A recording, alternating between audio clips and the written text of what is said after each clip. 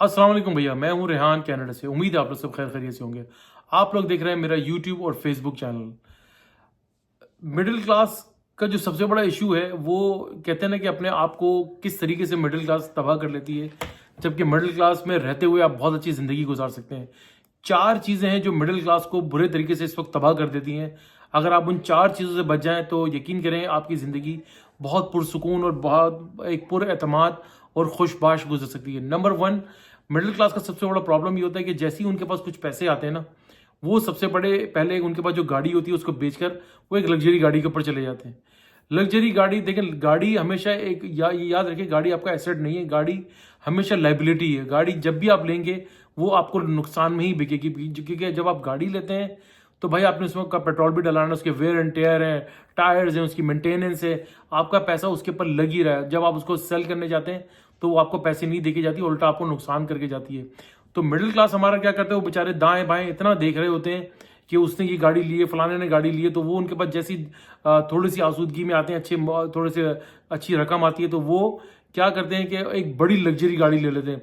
Luxury गाड़ी आपने ले ली, इसका मतलब है आपने, अगर आप ये एक तो पाकिस्तान में भी और सब जगह ये फाइनेंस और लीज का जो सिस्टम आया ये इंतहाई ख़तरनाक है। आपने फिर अपनी जितनी जमा पूंजी होती है, जितनी आपकी जो महीने की आमदनी होती है, वो आप सीधी सीधी जो है वो गाड़ी के ऊपर जो है ना इंस्टॉलमेंट पे लगा रहे होते हैं। फिर गाड़ी का एक्सीडेंट हो गया, गाड़ी के 10,000 मसले मसाइल हो गए। प्रॉब्लम सीधी सीधी बात ये है कि भाई आपके पास जो गाड़ी अच्छी चल रही है उसको चलाएं। गाड़ी एक सवारी का नाम है। हर किसी का दिल करता है कि यार बहुत अच्छी लग्जरी सी गाड़ी, लेकिन उतनी गाड़ी लें जितनी आपकी चादर है। अपनी चादर से बाहर फैलाएंगे तो फिर आपको तबाह होने से कोई भी नहीं रोक सकता। नंबर टू, एक प्रॉब्लम ये आता है कि भाई सबसे ज्यादा जो इस वक्त पाकिस्तान के अंदर जो सबसे ज्यादा खतरनाक चीज फैली हुई है वो है high and school, high level school, high standard school, जिनकी फीसेस अब लाखों में। अब मिडिल क्लास क्या करे तो क्या ना करे, वो कुछ ना कुछ कर करा के अपने बच्चे को जो है ना वो थोड़ा सा एक अच्छे बेहतरीन स्कूल में डाल देते हैं। वहाँ की फीसिस, वहाँ का माहौल और जनाब अली वहाँ के जो ट्यूशन फीस है, वहाँ का एनवायरनमेंट, आपने सिर्फ वहाँ पर फीस ही नहीं देनी है, वहाँ पर एक्स्ट्रा जो चार्जेस होते हैं, एक्स्ट्रा फीसिस होती हैं, वो भी आपने देनी है।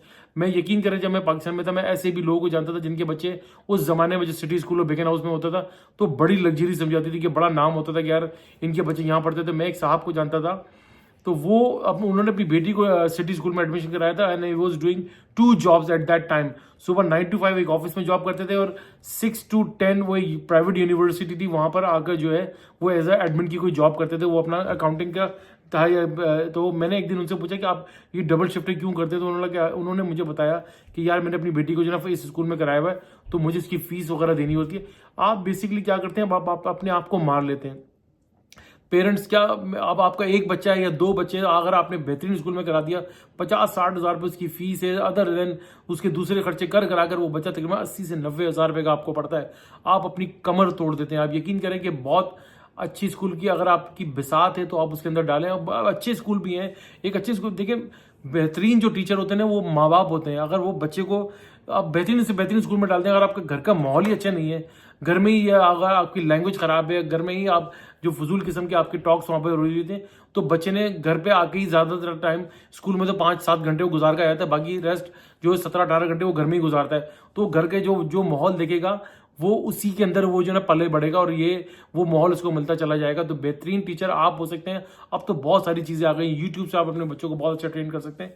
मैं ये नहीं कह रहा कि नहीं स्कूल में डालें, लेकिन अपनी जो है कहते हैं कि अपनी पॉकेट के हिसाब से इसको बच्चे को स्कूल में डालें। तीसरा, जो एक और वन ऑफ द खतरनाक चीज़ है, शादी।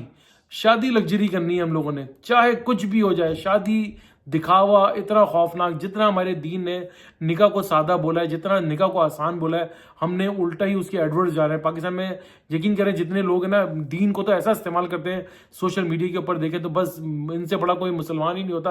और लेकिन काम उनके कोई नहीं है, काम उनके गोरों वाले भी नहीं है। यकीन करें गोरे भी हम यहाँ रहते हैं, इतनी सिंपल वो अपनी जिंदगी गुजारते हैं। अमीर से अमीर गोरा वहाँ यहाँ पर बस और ट्रेन के अंदर घूम रहा था, तो वाई नॉट यू भाई, आप भी एक अच्छी, खैर बहरहाल वो एक अलग बहस हो जाएगी।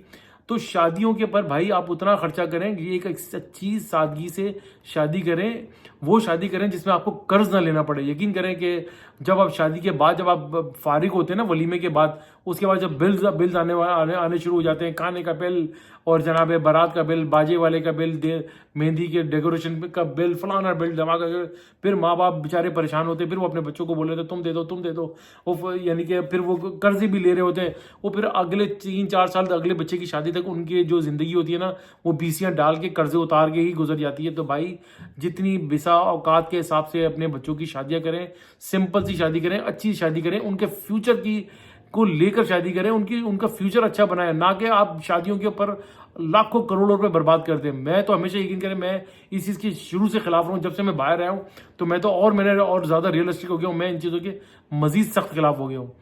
चौथी, भैया आप लग्जरीज के चक्करों में ना पड़ें। ये लग्जरी इंसान को कहीं का नहीं छोड़ती। ये आप जो कर्जे ले लेकर मोबाइल भी ले लेते हैं, गाड़ियाँ भी ले लेते हैं, घूमने भी चले जाते हैं, और जनाब कर्जे ले लेकर दुनिया जहाँ की आप अपनी जो है लग्जरीज कर रहे होते हैं, ये आपने इन दी एंड वो जब अगले दिन जब आपका वही दरवाज़ा खुलता है तो फिर कर्जदार खड़े होते हैं।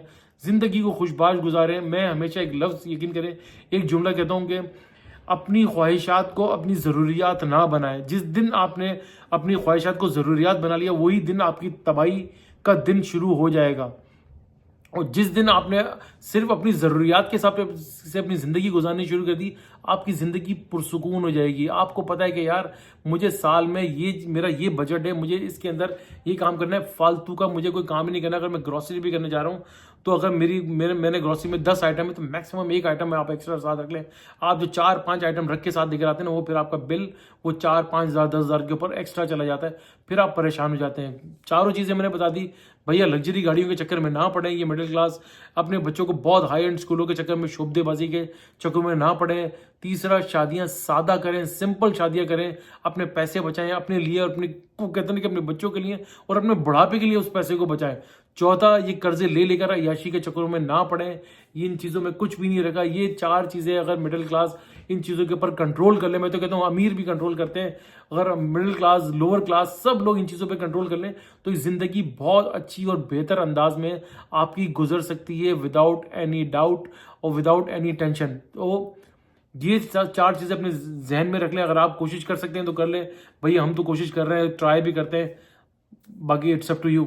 वीडियो अच्छी लगी तो भैया लाइक करें, सब्सक्राइब करें, बेल आइकन का बटन जरूर दबाइएगा, शेयर करना ना भूलिएगा।